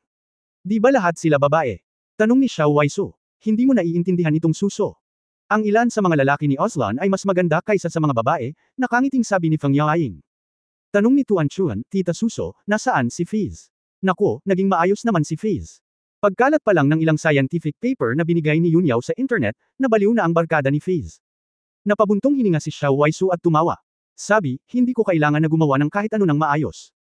Tumanggo si Tuan Chuan, mabuti naman, pagkatapos ay hihintayin natin ang pagbubukas sa loob ng 7 araw. Tuan, medyo nag-aalala ako, malalampasan natin ang higit sa 5,000 ng sabay-sabay. Masyado bang maraming tao sa teleportation array? Kumunot ang noo ni Feng Yaoying at sinabing, kung hindi handa ang ikalimang asawa, maaari itong magdusa ng matinding pagkalugi. Malamang maraming tao ang nag-iisip tungkol sa paggawa ng kalituhan sa nakaraan. Ito ay isang uri ng likas na katangian ng gintong lahi, at ito ay mayabang sa kanyang mga buto. Kailan nakipaglaban ang mga tao sa ating pamilya nang may 100% na katiyakan? Mapait na ngumiti si Tuan Chuan, syempre alam ko rin na maraming tao ang mamamatay, maraming inosenteng tao. Pero, makakagawa tayo ng magandang trabaho. Handa ka na ba? Kahit na posible, ilang taon ang aabutin. Natahimik ang lahat. Ang kailangan nating gawin ay punitin itong layer ng window paper. Para sa kasunod na pag-unlad, hindi natin ito lubos na makokontrol, seryosong sabi ni Tuan Chuan. Umaasa talaga ako na makakabalik ang iyong ina sa lalong madaling panahon. Napabuntong hininga si Xu Lingshan. Sa sandaling matapos siyang magsalita, tila napagtanto niya na may kalabuan, ngunit si Shu Lingshan ay nagmamadaling ngumiti at ikanaway ang kanyang kamay, tuan-tuan, huwag kang magkamali, hindi kinukwestiyon ng tiyahin ko ang iyong desisyon. Basta, hindi na kailangang ipaliwanag, naiintindihan ko, ngumiti si Tuan Chuan, dahil bakit hindi ko iniisip na. Canyon of Destiny, Temple of Destiny. Nakasuot ng puti si Su Qingzhou at umupo sa bakanteng bulwagan. Sa tapat niya, ay ang pabagso-bagsong ulan na nakaupo na naka-cross-legged. Sa pagitan ng dalawa ay isang chessboard ng tadhana. Ang bawat piraso at parisukat ng chess na ito ay walang espesyal na kahulugan, ngunit kapag pinagsama ang mga ito, sinasaklaw nito ang kapalaran ng lahat ng bagay sa mundo. Mga nagsisimula, para lang manalo o matalo. Titingnan ng mga eksperto ang sitwasyon at magkakaroon ng kaunting pananaw. Kapag pumasok ka na talaga sa kwarto, mauunawaan mo ang koneksyon sa pagitan ng larong chess at ng mundo. Ngayon ay si Su Qingzhou na, ngunit si Su Qingzhou ay tahimik na nanunood ng chessboard sa loob ng mahigit isang buwan nang hindi gumagalaw. Sa wakas, tila nakapagdesisyon si Su Qingzhou, iniunat ang kanyang kamay, at kumuha ng isang piraso ng chess. Kabanata 4240 mapangwasak na puwersa. Sa pagkakataong ito ay itinaas din ni Yu Piao-Piao ang kanyang ulo, tumingin kay Su Qingzhou, hindi nagsalita, na parang naghihintay sa kanyang huling desisyon. Hinawakan ni Su Qingzhou ang piraso ng chess at isinabot itong mag-isa ng ilang sandali sa itaas ng Fate chessboard, bago ito inilipat sa tuktok ng isang Fate square. Walang pakialam ang mukha ni Yu Piao-Piao, at tila hindi nakakagulat na pipiliin ni Su Qingzhou ang lugar na ito. Ngunit sa sandaling ito, huminto si Su Qingzhou. May choice pa ba ako? Tahimik na tanong ni Su Qingzhou. Actually, alam mo na ang sagot kalahating buwan na ang nakalipas, di ba? Sabi ni Yu Piao-Piao. Oo. Ang hakbang na ito ay ang tanging paraan upang pumunta. Sumimangot si Su Qingzhou at sinabing, ngunit, kung wala akong mapagpipilian, ano pa ang silbi ng kontrolin ko ang kapalarang ito? Ang kapalaran mismo ay isang maling panukala. Ang kapalaran at swerte, kung sila ay limitado sa loob ng balangkas mula sa simula, pagkatapos ay natural na magkakaroon ng limitasyon. Nagliwanag ang mga mata ni Yu Piao-Piao ng gintong liwanag, ang santo sa oras na ito ay si Des, ang Diyos ng kapalaran na bumaba sa kanya. Espesyal. Lahat tayo ay chess pieces lang, nothing more than, some chess pieces know that they are chess pieces. Pero kahit anong galaw natin, dahil chess pieces tayo, there will always be a moment when the piece will be moved. Naningkit ang mga mata ni Su Qingzhou, hindi, may isa pang posibilidad. Oh, bahagyang nagulat si Destel, at pagkatapos ay nagpakita ng isang pahiwatig ng pagkabalisa. Pinisil ni Su Qingzhou ang kanyang kamay, at ang piraso ng chess sa kanyang kamay ay naging pulbos. Hanggat hindi ka gagawa ng hakbang, ang larong ito ng chess ay hindi maaayos, sabi ni Su Qingzhou. Pagkaraan ng mahabang panahon, bumalik si Dist sa kanyang katinoan, at pagkatapos ay binigyan ng matalim na tingin si Su Qingzhou. Si Wu Tai ay isang mag-asawang katulad mo, at hindi ko alam kung ito ay mapalad o kapaspalad. Siguro, oras na para magpahinga. Tumayo si Dist, iniunat ang kanyang baywang, at madaling sinabi, maaari ka nang umalis, wala akong ituturo sa iyo. Su Qingzhou. Tumayo din siya, salamat. Umiling si Piao-Piao na may nalilitong ekspresyon sa mukha. Sister Zhu, wala na si Lord Dester. Oo, tumanggo si Su Qingzhou, naging mahirap para sa iyo sa panahong ito. Ayos lang, ito ang karangalan ko bilang santo. Yu flutteringly giggled nil-ingan niya ang kanyang ulo para tingnan ang chessboard ng kapalaran, at pagkatapos ay nagtaka, bakit may isang piraso ng chess na nawawala. Ngumiti si Su Qingzhou, wala lang, gusto ko lang tapusin ang larong ito ng chess. Fiz, Geta. Sa laboratorio ng Canaan, isang mahalagang eksperimento ang inihahanda. Si Gordon at ang isang pangkat ng mga pangunahing mananaliksik ay nagsasagawa ng panghuling pagdibog sa isang malaki at kat-anji tanging cylindrical na instrumento. Nakatayo si Ye Fan sa labas ng isang transparent na separation wall, kasama si Chu Yunyao sa tabi niya. Kumuha si Chu Yunyao ng isang tasa ng kape at humigop, maaari mong hayaan si Ji Wumang na dumating, hindi na kailangang pumunta ng mag-isa. Ayos lang, tagal na kitang hindi nakikita. Ngumiti si Ye Fan, wala akong gagawin kamakailan, kailangan kong gawin ito sa aking sarili. Sa ilang araw, mabubuksan na ang transmission channel ng ikalimang Tai, bahagyang napabuntong hininga si Chu Yunyao. Sa nakalipas na 4 na taon, nagsumikap ka ng husto, sabi ni Ye Fan. Nabuhay ako ng buong buhay, at hindi ako mapapagod sa mahabang panahon sa ganoong buhay, sabi ni Chu Yunyao. Sa sandaling ito, lumabas si Gordon. Ang dating mayabang na lalaki ay higit na kalmado. Guro, lahat ng data ng entropy increasing beam ray device ay normal, at ang formal na pagsusulit ay maaaring simulan. Okay, punta tayo pagkatapos, tumanggaw si Chu Yunyao. Guro, kakaibang nakinig si Ye Fan, naging Teacher Gordon ka na ba? Kailangan niyang tawagin siya ng ganyan, sabi ni Chu Yunyao. Mukhang seryoso si Gordon, sa pagsunod sa guro, marami akong natutunan, at hinahangaan ko ang saloobin ng guro sa siyentipikong pananaliksik. Si Ye Fan ay hindi maaaring tumawa o umiyak, ito ay talagang isang bagay na nahuhulog sa isa pa. Biglaan, tumunog ang alarm sa lab. May sumalakay sa labas. Sino ito? How dare you break into our Canaan laboratory? Sinundan ni Yefan si Chu Yunyao sa surveillance camera at nakita ang eksena sa labas. Sa isang sulyap pa lang, puno na ng sorpresa ang dalawa. Isang babaeng nakasuot ng puting damit, parang engkanto na bumababa mula sa lupa, ay malayang naglalakad sa mahabang security area at naglalakad patungo sa pintuan ng laboratorio. Nasa labas si Su Qingzhou. Hindi ko inaasahan na pupunta ako dito ng direkta. Nakangiting sabi ni Yefan, gumaan ang loob. Habang nagsasalita, na-activate na ang self-defense switch sa labas. Sa labas ng laboratorio, daan-daang mga cutting-edge mechaguard ni Fiz ang naglabas ng high-energy chaos ray sa Su Qingzhou. Ang mga sinag na ito ay sapat na upang tumagos sa mga kalasag ng mga powerhouse sa antas ng ginto, at kahit na ang Star God ay hindi mapipilit ang mga ito. Direktang papasok na sana ni Yefan ang babae, ngunit nalaman niyang mukhang hindi niya ito kailangan. Kung saan lumakad si Su Qingzhou, lahat ng sinag ay hindi nakuha. At ang ilang mga mecha ay direktang nagbanggaan, tulad ng isang pansamantalang malfunction. Naglakad lang si Su Qingzhou papunta sa pinto na parang casual na namamasyal. Sa pagtingin sa lock ng kombinasyon, casual na pinindot ni Su Qingzhou ang isang serye ng mga komplikadong password na higit sa 30 digit. May nangyari kaya nalaglag ang panga ng lahat. Bumukas talaga ang pinto. Paano niya nalaman ang password ng laboratory natin? Nagulat ang isang mananaliksik, hindi maalala ng aming gurong si Kanan ang orihinal na password. Nang maglaon, ginamit namin ang pagkakakilanlan upang buksan ang pinto. Makahulugang sinabi ni Chu Yunyao, mukhang nagtagumpay siya. Sa totoo lang, parang tadhana. Ang mga mata ni Yefan ay komplikado. Mukhang hindi ka masyadong masaya. Napansin ni Chu Yunyao ang isang katalinuhan. Saglit na huminto si Yefan, pagkatapos ay sinabing may nahihiyang ngiti, maaari ka bang maging masaya kapag palagi kang hinahawakan ng malinaw? Nag-isip si Chu Yunyao, ngunit hindi na nagsalita pa. Hindi na makatayo si Yefan, at nagmamadaling lumabas para salubungin siya. Sa sandaling pumasok si Su Qingzhou sa pinto, umakyat si Yefan at yamakap ng mahigpit. Asawa, gusto mo akong patayin? Sumandal si Su Qingzhou sa mga braso ng lalaki, ngumiti at hindi nagsalita, ngunit tahimik na niyakap ng mahigpit ang baywang ng lalaki. Okay lang ba ang lahat kapag wala ako dito? Lahat ay maayos maliban kung wala ka. Magaling magsalita ang bibig. Mukhang, tama lang ang dating ko. Nakangiting sabi ni Su Qingzhou nang makita niya ang eksena dito. Hindi ito ang tamang oras, hindi ka rin magpapakita, sabi ni Chu Yunyao na may blankong tingin. Kinilala ito ni Gordon, ikaw si President Su Qingzhou ng Beast Alliance. Bakit hindi epektibo ang mga mecha na iyon laban sa iyo? Naniniwala ka sa agham, naniniwala ako sa metapisika, ganoon ka simple, sabi ni Su Qingzhou. Hindi na hinintay na magtanong pa si Gao Dun, sinabi ni Chu Yunyao, bilisan mo at simulan ang eksperimento, huwag mag-aksaya ng oras. Oo, guru. Walang sinabi si Gordon, at dumiretso sa trabaho. Pumasok din si Yefan sa eksperimental na site sa oras na ito at pumunta sa entropy increase beam device. Upang ma-verify kung ang pagtaas ng entropy ay maaaring magdulot ng tunay na banta sa lumikha, nagpasya si Yefan na maging isang guinea pig ng personal. Halika, tingnan ko kung anong uri ng mapanirang kapangyarihan ang maaaring makamit ng sandata na ito na nagpapahusay ng entropy. Pagtatapos ng kabanatang ito. For more updates, click on the notification bell.